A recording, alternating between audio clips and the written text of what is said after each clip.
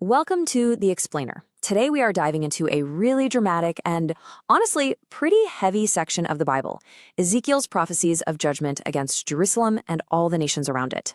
Okay, let's just jump right in. We start with this incredibly raw image from the prophet Ezekiel. You can almost feel the intensity here, can't you? This isn't just some fancy poetry, it's a declaration. A divine weapon is being made ready, and it sets a really urgent and, frankly, terrifying stage for everything that's about to unfold. So here's our game plan for today. We're going to walk through this whole arc of judgment. We'll start with that sharpened sword, then we'll look at the specific sins that led to it. We'll unpack a pretty shocking story about two sisters and an even scarier image of a boiling pot. Then we'll see how this judgment expands to other nations before we wrap it all up and ask, what does it really mean to stand in the gap? All right, first up, chapter 21. The whole chapter is dominated by this one central, terrifying threat.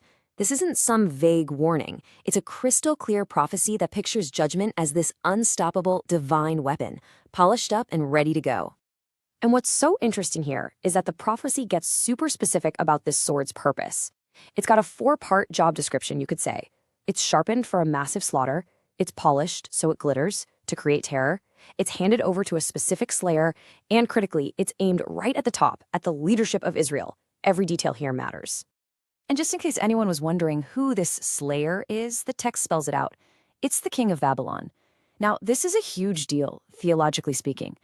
God is using a foreign, pagan empire as his chosen instrument to bring judgment on his own people. It's a shocking idea. And then, bam, the prophecy zooms in on its main target, King Zedekiah, the profane, wicked prince of Israel. The command to take off the crown, that's it. It signals the final, violent end of his reign. And that repetition, overturn, overturn, overturn, it just hammers home how total this collapse is going to be. The royal line of David is being put on pause until someone else comes along who has the right to it. Okay, so you've got this unstoppable sword coming. The big question has to be, why? What on earth did they do to deserve this?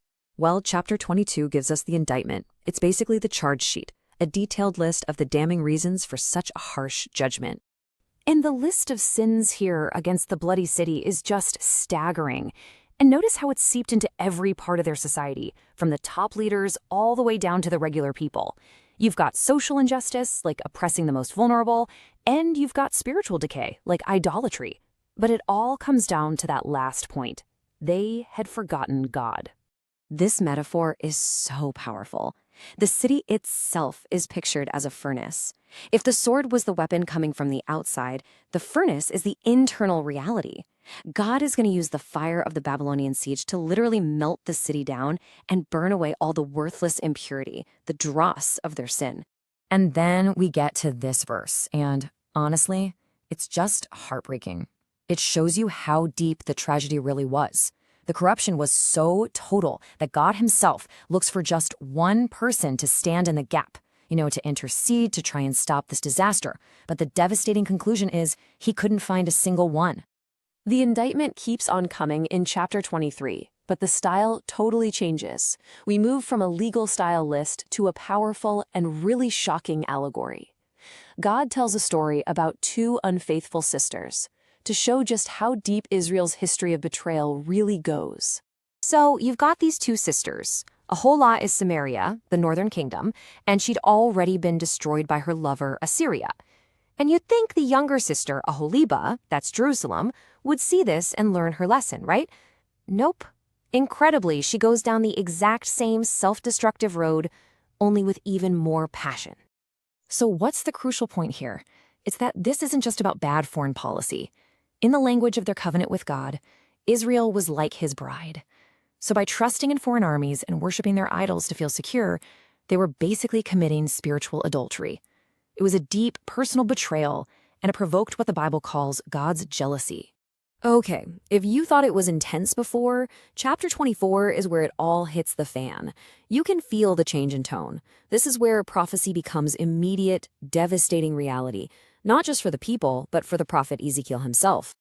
And get this, for precision, Ezekiel, who is hundreds of miles away in exile, is told to write down this exact date. Why? Because it is the very day that the siege of Jerusalem begins. This turns the parable of the boiling pot into a real-time, live commentary on what's happening. And remember that furnace metaphor? Well, now it's a boiling pot, and it's on the stove right now.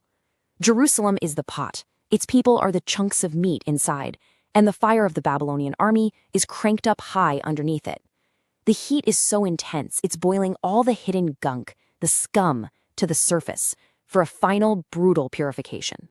Then the prophecy gets unbelievably personal. In just a shocking turn, God told Ezekiel that his wife, the desire of his eyes, is going to die suddenly. And then comes the command. He is forbidden to mourn. He can't cry. He can't show any grief.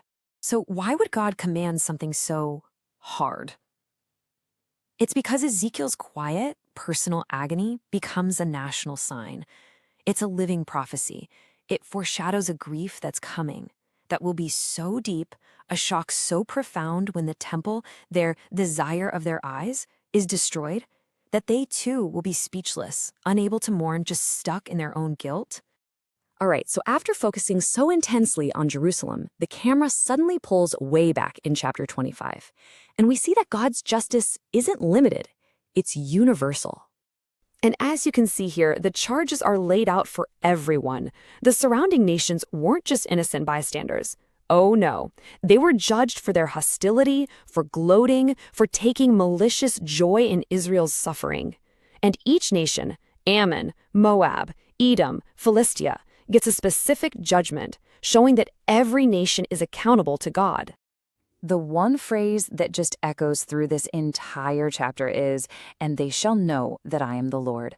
This is the ultimate purpose behind all these judgments. It's not just about punishment, it's about demonstrating God's absolute sovereignty and authority over all nations, not just Israel. So after all that, all the fire and swords and judgment, what are we supposed to take away from this? What's the bottom line of these 5 chapters when you put them all together? Well, they paint this stark, unavoidable picture. They hammer home the reality of divine judgment, the very real consequences of sin, the fact that prophecy will come true, the devastating impact of bad leadership, and the unwavering authority of God over all of human history. And all of this leaves us with a final and pretty challenging question. The text literally connects a nation's fate to whether or not there are righteous people willing to intercede. So the challenge from over 2,500 years ago lands right on our doorstep. Who is God looking for to stand in the gap today?